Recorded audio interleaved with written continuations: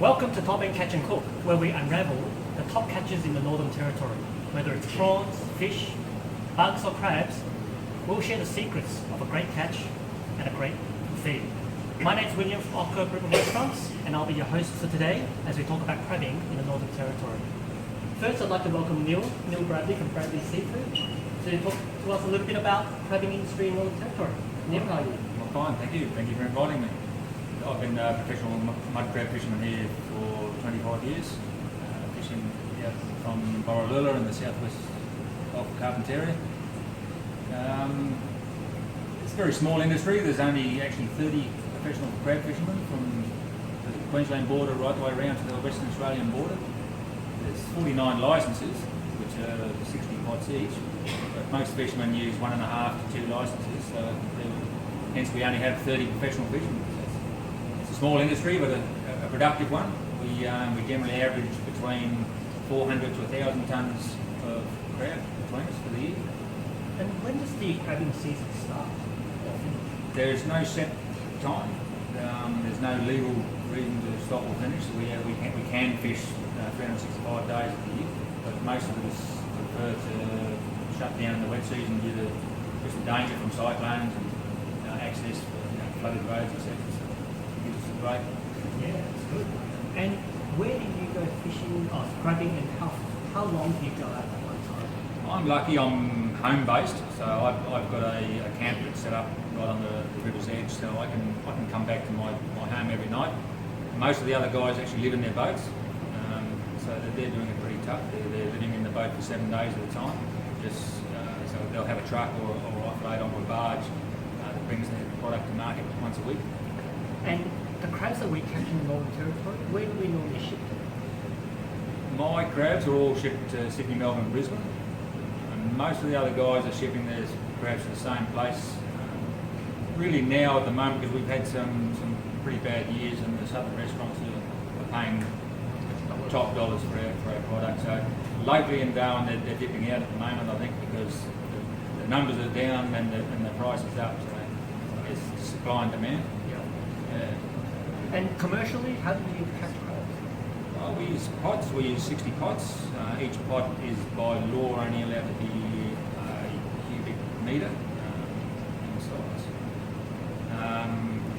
We just set these. We bait them and set them and pull them on the high tides, generally once a day.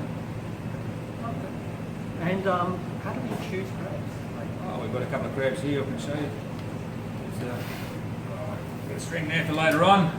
But we have here female mud crab. How do you know it's female? This flap here, it's a broad flap. It covers the sexual organs. So that's a massive difference to the male crab. You can see just the difference on the flap. That's here and here. So obviously the males are generally a lot bigger and a lot stronger looking crab anyway, just the size of the claws. So the female has a smaller claw. Sweeter meat, as of course. The females are sweeter, that's what we say. They have to be. And how do we choose a good crab from a bag? Okay, well, a female, good colouring for a start. You don't want something that's really bright green. If it's very bright green and it feels light for a size, it's going to be no meat. They shed their shell monthly. They can actually grow up to 50 millimetres with every shed of shell. So when they shed the shell, the meat has to fill out for the next shell. So if it's very bright green and all the spikes are very sharp, you can pretty much guarantee that it's an empty crab. And as professional fishermen, we could pull in 10 crabs in a pot, pretty much look at them and tip them all out if we know they're. Yeah, so we don't physically have to feel them. But for you guys, it's very important that you learn to feel them, because if you fill your esky up with crabs without time and you get home and you cook them, you're going to be disappointed. So anyway, with a female, just feel the top. That's got to be pretty hard. Very hard. If it's popping like that, just let her go. You'll get her again next week. When it's ready. Yep. When it's mature. Yeah. With the male, it's these segments here, like a 6-pack segment. They've got to be very, very hard, like as hard as a table. If that's hard, it's going to be full of meat. You're going to be happy with the crab. Same here, like when you see the claws, the spikes around it a little bit, it's a good indication that it's had a shell for a couple of weeks and it's going to be full of meat. Thank you. So we'll be back with you later to talk about Thai crabs. Sounds good. Okay, thanks Neil. Next we've got Jared to talk to us about recreational crabbing. So Jared, tell us, when does the season start? We haven't had a season in the Northern Territory for mud crabbing, William, but we've got obviously the wet season. So when there's a lot of fresh water in the harbours and in the river systems, the mangrove systems around the top end, will be a lot slower. So we want good salty conditions for the mud crabs. So once the wet season's over, it starts to salt up again, everything starts to salt up again, the mud crabs will come back in and they'll fish right just about, they'll come in waves in certain conditions, but they'll go right through basically the dry season through the top end Northern Territory conditions, so that when we do get our monsoons, there's just so much water coming down out of the harbours and the river that they do go quite so fresh. So dry season typically starts around March, or? Yeah, about April. We still get quite a few storms in March, but April from April on, the mud crabs should become plentiful again. Okay. And what type of tours do you run for crabbing? Tours we do harbour, Darwin Harbour, Shoal Bay tours. So we mix them up with a little bit of barra fishing and mud crabbing. We put in, we might go and put half a dozen pots in, fish fairly close to the pot so we can run them quite regularly. So we get those crabs out before they get in and get back out again. Okay. And any other places that are very good for crabbing typically? Anywhere, obviously saltwater, mangrove, coastal creeks, you've just got to be careful on the big tides that when you do set your mud crab pot, when you throw it out, if you're in 5 metres of water and we've got a 7 metre tide, it means your mud crab pot's going to be out of the water. So when you set them on the tide, you're better off trying to get there around low and make sure you've got plenty of rope on the float, so you get the push-in tide. The push-in tide's usually the best. You go and check them at high tide. Okay. And what are some of the must-have equipment that people need to bring out? Or a boat. A boat would be good. Obviously your mud crab pots.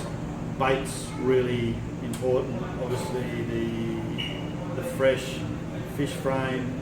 I use chicken frames too that we get from the local chicken shop in town. So and you can also enhance that with some tuna oil. You can soak them in tuna oil overnight and then go out and use them like that. So crabs like a tuna? Yeah, fishy smell. Okay. Yeah, get it out. Just enhance it a little bit more. Yeah. And in terms of in the Northern Territory, what kind of laws and regulations do people need to be aware of when they do We've got possession laws per person per boat, which are all on the boat ramps and stuff around the Northern Territory. And size limits, we've got a 13 centimetre across the carapace and a 14 centimetre, so 14 for a female and 13 for a male. Okay. And any helpful hints for people who are looking to go crabbing in the next dry season? Yeah, book a mud crabbing trip with reel screen. Thank you. Cheers, mate. Thanks, Jared. Okay, now we'll move over and we will have a look at tying crabs.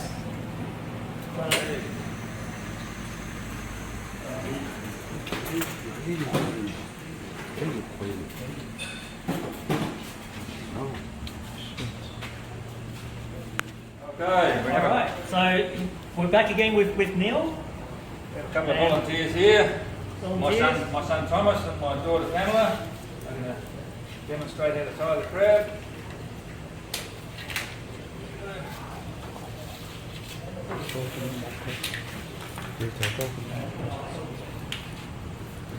Just a quick one for you guys that want to handle the crabs in the boat. Anytime he's running around the deck, just put a little bit of pressure on their back. It doesn't take much, a little bit of pressure just stops them from going anywhere, and they can't raise their claws anywhere like that, so it's pretty safe. And then always grab 2 things at once, like 2 swimmers is preferable. He can't reach over his back, he can't reach behind you, so it's very safe. Looks easy, isn't it?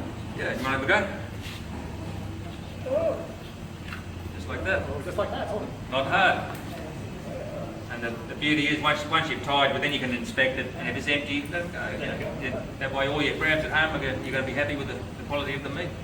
Fantastic. All right. So now Show we're you going how to tie. to tie it. So we'll do it slowly the first time. Yeah. Just quickly, Yep. the length of string you need is just past your knees. That's what we use commercially, and that'll tie any size crab. Yep. If it's too long, you just get tangled up yourselves. Waste of We'll string. tie ourselves. Yeah. So anyway, Alright. so to tie a crab, it's just straight behind the swimmers there. So it's Here, underneath both swimmers, and over one claw, then over the other claw. It's very simple. And basically all you do then is a granny knot under your foot. Very, very simple. Yep. Then you can inspect it and That's see it. if it's full of meat. Oh, that's easy. Yep. So I believe now your son and daughter are very competitive. Yeah. So we're gonna They're going to see who's the see fastest. who's fastest. Yeah. All right. So we're gonna do this again.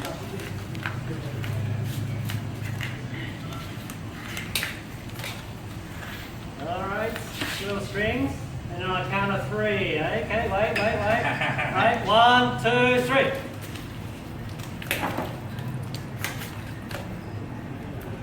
Right.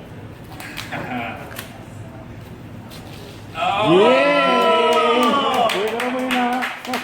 Winner at 9 seconds. Very good. All right. Well done. All right. Now we're going to move across, and we're going to talk about how to cut and clean a crab. Yeah. Okay. So this is Tom and Frank from Oka Malaysian Chinese Cuisine. So we're going to talk about how we cook and clean crab. So first of all, how do you keep the crab before you cook it once you've caught it? Get a towel, soak with the water, and cover the crab. That's one way of doing it. The other way is to put it into, immerse it into ice water for about 2 to 3 hours and let the crab go to sleep by itself. Okay. And before we cut it up, what do we need to prepare? What do we need before we cut up the crab? Good sponge, Sponge for cleaning. knife, and chocolate. Okay. So now when we cut it, we turn it to the back and we cut one knife straight down the middle, but not all the way, so you don't cut the shell. Take the flap and the back off. Turn it over, put your knife under the claw and pull the shell off.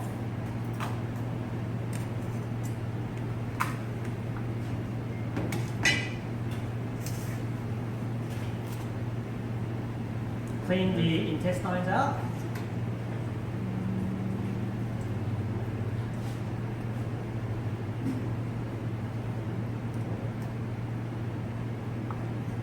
And clean all the gills so that you start to use the knife and slowly remove the gills.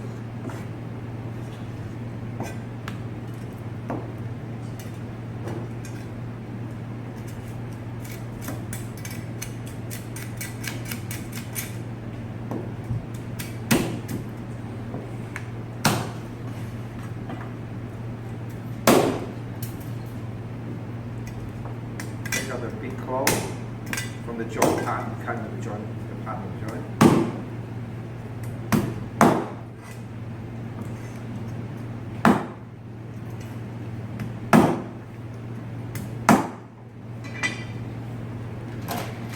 Then we wash it, clean it.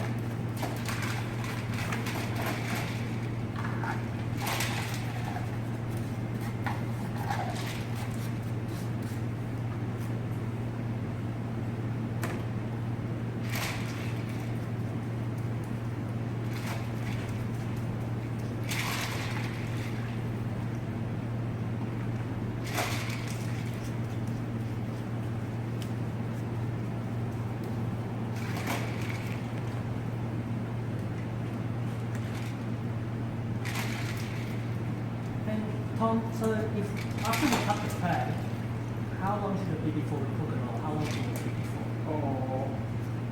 Under 1 hour. So within an hour, so once you cut up the crab, you try to cook it within the hour.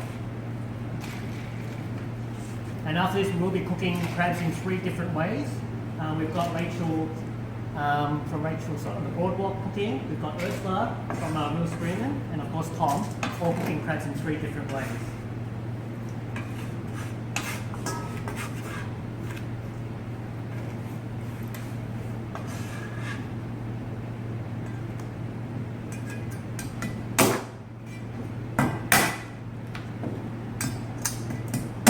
crack open the claw so that when you cook, the flavours then go into the crab, and then you cut the crab to your liking, depending on what dish you're going to cook.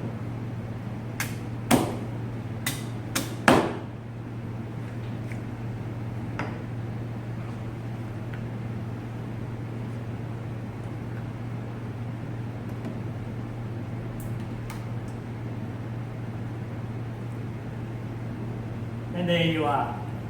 All right, thank you for your time. All right, next we'll move to cooking.